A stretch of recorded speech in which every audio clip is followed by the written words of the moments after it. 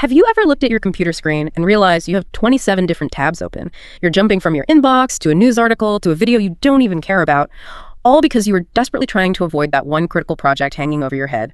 We've all been told that procrastination is just laziness, but what if that's a total lie? What if your mind isn't lazy, but is actually operating out of deep-seated fear of failure, fear of the unknown, or just a massive obsession with avoiding discomfort? Today, we are diving deep into a book that acts as a personal coaching session for anyone who has ever built a prison of excuses around their potential. We're unpacking Do the Hard Things First: How to Win Over Procrastination and Master the Habit of Doing Difficult Work by Scott Allen. We'll look at why our brains favor cheap, short-term mood repair over our long-term dreams, and lay out a practical blueprint to stop the someday cycle before we run out of time. Welcome to Deep Cuts and Deep Thinking. Yeah, thanks for having me. I'm excited to get into this one. Okay, let's unpack this. Our mission for today's deep dive is essentially to map out like a heist against our own biology. Oh, I like that analogy. Right.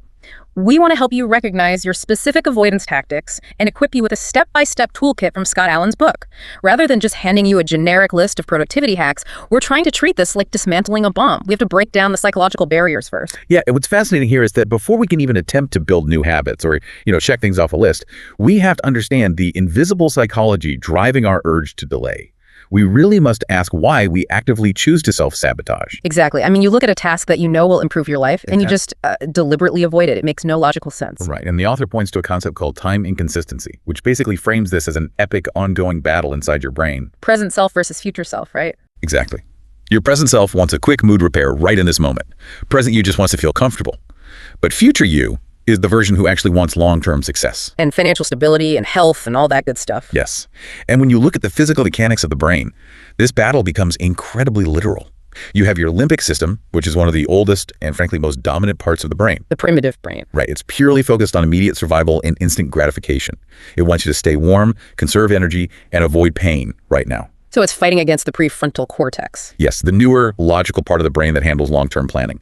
The limbic system is fast and automatic, while the prefrontal cortex requires, conscious effort to engage. Okay, so the distance between doing the hard work at 9 a.m. and getting the payoff months or years down the line makes that future reward seem totally abstract to the limbic system. Precisely. So when faced with a choice between an abstract future reward and immediate comfort, the primitive brain just overrides the logical brain. Because the primitive brain doesn't care about your retirement fund or the novel you want to write. It just knows that looking at a blank page feels stressful right now. Exactly.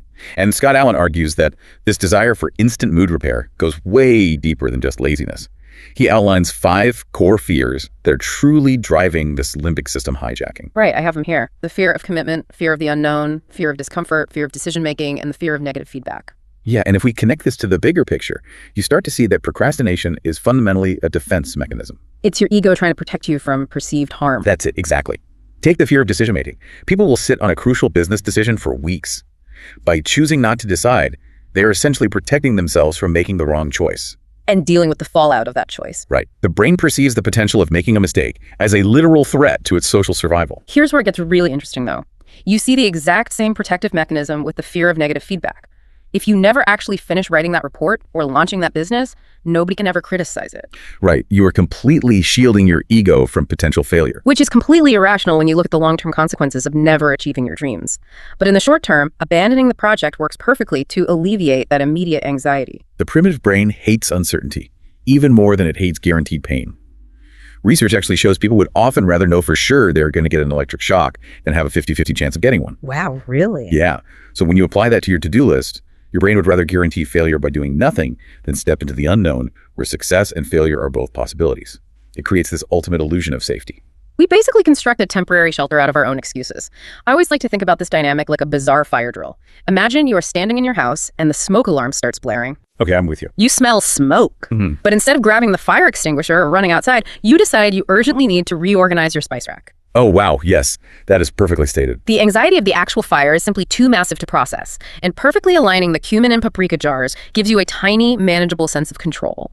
We are trying to put out the immediate fire of our momentary anxiety by doing easy tasks. All while completely ignoring the fact that our long-term goals is burning down around us. We willingly trade long-term safety for a fleeting moment of comfort. It's wild when you think about it like that. It is. And because these underlying fears are so deeply rooted in our neurobiology, our minds have become incredibly sneaky at disguising the behavior. Sneaky how? Like, we don't just sit there staring blankly at a wall, right? No, not at all. As Scott Allen points out, we develop elaborate coping mechanisms that make us feel like we are doing exactly what we should be doing. I mean, we mask our procrastination so it looks like productivity or inevitability. Right. Scott Allen details some very specific coping mechanisms that I think are going to sound uncomfortably familiar to anyone navigating a heavy workload in today's world. One of the primary ones is self-isolation. Oh, definitely. Well, self-isolation occurs when we hide our mess from others out of profound shame. If a person's business accounting is a disaster, they might stop talking to their peers about business entirely. They just retreat into their own cave. Exactly, cutting off the very support networks that could help them just so nobody discovers they feel like a fraud. That is rough. Another classic mechanism is externalization, which is where we aggressively blame outside factors to remove all personal responsibility. Yes. It's the voice in your head saying, well, I can't possibly start working out today because my preferred gym closed for the week. So my hands are completely tied? Right. We cast ourselves as helpless passengers in our own lives. The ego loves externalization because it completely absolves us of guilt. But I think perhaps the most insidious one is distraction, or what Allen refers to as shiny object syndrome. Oh, absolutely. You see people who want to start a new business, and instead of just reaching out to their first potential client, they spend 6 months researching the perfect logo design or website builder. They're just consuming reviews, comparing specs, watching tutorials. Exactly. It feels like forward momentum, but it is purely avoidance. Wait, so what does this all mean? When I spend 3 hours meticulously organizing my email inbox, clearing out the spam, creating beautiful color-coded folders, am I just procrastinating? Pretty much. Because I feel super productive and exhausted at the end of it? But Scott Allen is saying there's actually a concept he calls extreme procrastination. You are just emotionally distancing yourself from the actual harder work. I'm aligning the spice rack while the house burns. Yes. This raises an important question about how we define productivity versus simply being busy. Extreme procrastination is deliberately doing easier, low-priority tasks just to experience the false transient euphoria of accomplishment. The false euphoria of accomplishment. I feel a little attacked right now. Well, it is a fallacy of intention. Your email inbox looks pristine, but that crucial business proposal that dictates the next 5 years of your career is still sitting untouched. So we manage the minor details of our life while completely ignoring the direction of it. That is sobering. It is. The easy tasks don't trigger those 5 fears, so we dive into them to feel competent. But eventually, reality catches up. Okay, so if we've successfully stripped away these masks and exposed the ego's defense mechanisms, we need a tactical approach to reverse the cycle. Having awareness of our self-sabotage doesn't actually get the proposal written. No, it doesn't. The antidote requires a fundamental shift in behavior that directly overrides the limbic system. According to Scott Allen's book, step 1 of this entire recovery system is taking absolute ownership. There can be no more playing the victim, right? Right. No more blaming external circumstances and no more waiting for a magical wave of motivation to strike. Motivation is a myth. You just have to look in the mirror and recognize that you are the sole architect of your own delay. Yes. The beautiful flip side of that realization, though, is that you alone hold the power to dismantle it. Taking ownership means recognizing the secondary gain of your procrastination. You mean the comfort of the status quo? Exactly. You are getting that comfort, and you have to consciously choose to abandon it. Okay, but once you adopt that ownership mindset, you have to shrink the massive mountain of work down so it doesn't terrify your primitive brain back into hiding, right? Yes, and the book introduces the anti-procrastination list to handle this exact problem. Instead of a massive wish list of 20 or 30 items that immediately triggers the fear of discomfort, you limit your list of hard things to 10 items or fewer. You contain the chaos, and from that highly curated list, you prioritize just one daily #1 item. You identify the lead indicator of your success for that day, that one single task that actually moves the needle. And then Allen introduces a brilliantly simple tactic to execute it, the 5-minute time block. Okay, I want to talk about this. You literally write the task down 5 times on a piece of paper, and then you block off just 5 minutes on your calendar to start it. Right. Writing it down 5 times acts as a mental rehearsal, solidifying your abstract intention into the physical world. I've seen the 5-minute rule in like a dozen productivity blogs, but I've always been skeptical. Does Scott Allen explain the actual neurological mechanism behind why this works? Or is it just an elaborate placebo effect? I struggle to believe 5 minutes is really enough time to accomplish anything meaningful. Oh, it is far more than a placebo. It is rooted firmly in physics and behavioral science. Think about the concept of static friction. Like getting a heavy stationary object to move? Exactly. In physics, the energy required to get a heavy object moving is vastly greater than the energy needed to keep it moving once it has momentum. And our brains operate the exact same way. They do. The limbic system creates a massive wall of static friction around starting a task. As Allen points out, 80% of the resistance we feel lives purely in the anticipation of the work, not the execution of it. The dread is entirely manufactured. It is literally worse than the work itself. Those initial 5 minutes are designed specifically to break that neurological static friction. You trick your brain's defense systems by lowering the barrier to entry. Your limbic system hears 5 minutes and decides, okay, that level of discomfort is survivable. Right. Once you start, you generate momentum. The brain begins releasing small amounts of dopamine associated with taking action, and the anxiety dissipates. And usually at the end of those 5 minutes, you naturally want to keep going because you realize the task wasn't the monster you built it up to be. Exactly. You essentially sneak past the guards of your own ego. That is brilliant. But breaking that initial static friction isn't the whole war, is it? Even if you win that 5-minute battle and start generating momentum, there is a silent killer that can derail you an hour later. Yes.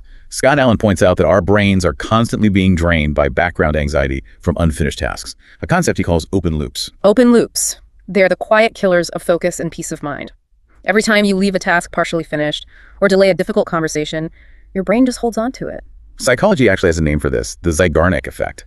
It states that people remember uncompleted or interrupted tasks significantly better than completed ones. The book gives a highly instructive example about a manager, right? Yes, a manager who spent 30 to 45 minutes at the end of every single workday strictly finishing his open loops. He would answer that one lingering email, file that one loose document, or make that one quick phone call. So he wouldn't carry the stress home. Exactly. He knew that if he left them open, his subconscious would worry about them the entire weekend when he was supposed to be recharging.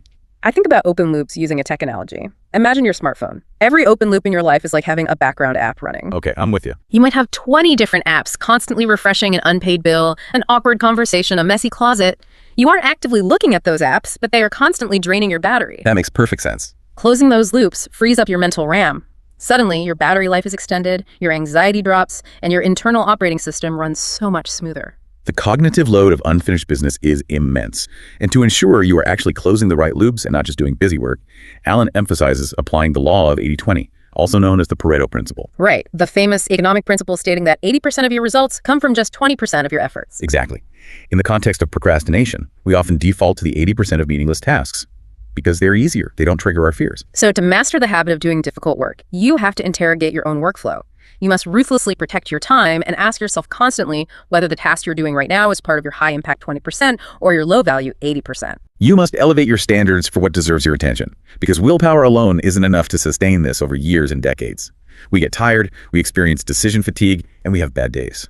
To make doing the hard things a permanent lifestyle, we must anticipate that our motivation will eventually fail us. We basically have to treat our future's lazy self as a hostile entity that we need to actively outsmart.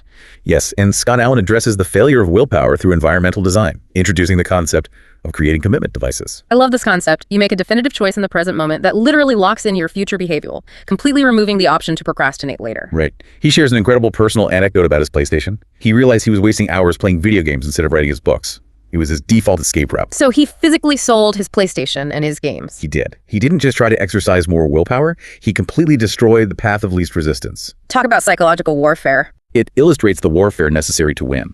If you want to stop checking your phone while you do deep work, relying on willpower to ignore the screen is a losing battle. You must put the phone in another room or install a heavy-duty app blocker. You lock in the positive behavior by making the negative behavior incredibly difficult or physically impossible to execute. He also pairs that environmental design with a psychological trick called the Premack principle, or temptation bundling. Oh, this is where you take a chore. You usually avoid like the plague, like folding laundry or running on the treadmill, and you bundle it with a reward you desperately want. Like listening to a favorite audiobook or podcast. The catch is, you only get to do the fun thing while you are actively engaging in the hard thing. So the treadmill transforms from an instrument of torture into the exclusive environment where you consume that gripping thriller. Exactly.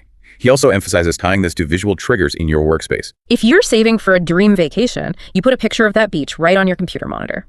Or if you are writing a book, you print out a mock-up of the cover and stick it to the wall. Right. A visual trigger serves as a constant, silent anchor.